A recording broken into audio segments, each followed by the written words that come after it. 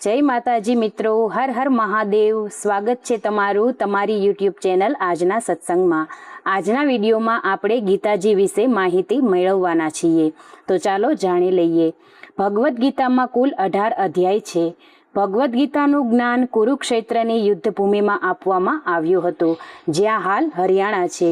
મહાભારતના યુદ્ધના પહેલા દિવસે જ્યારે અર્જુન દુવિધામાં હતો, ત્યારે ભગવાન શ્રી કૃષ્ણએ ભગવદ્ ગીતાનું જ્ઞાન તેને આપ્યું હતું। ગીતાજી માગસર મહિનાની સુદ પક્ષની 11 કહેવામાં આવી હતી અને ભીષ્મ પર્વમાં કહેવાય છે કે ત્યારે સમય ત્યાં જ સ્તંભી ગયો હતો। અર્જુને સૌ પ્રથમ ગીતાજી સાંભળ્યા અને સંજયને વેદવ્યાસજીએ દિવ્ય દ્રષ્ટિ આપી અને એનાથી તેમણે પણ ભગવદ્ ગીતા સાંભળી અને ધૃતરાષ્ટ્રને પણ સંભળાવી।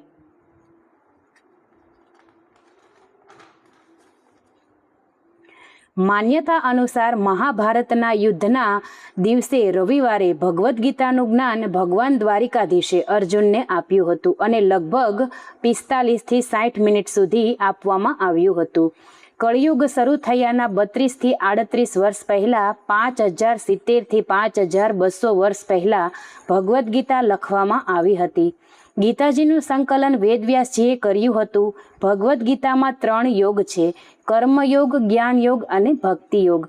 તો આ હતી ગીતાજીની માહિતી, જે તમને કેવી લાગી જે જરૂરથી મને કોમેન્ટ કરીને જણાવજો। મિત્રો, વિડીયો ગમ્યો હોય તો લાઇક, શેર ને સબસ્ક્રાઈબ જરૂરથી કરજો। જય માતાજી।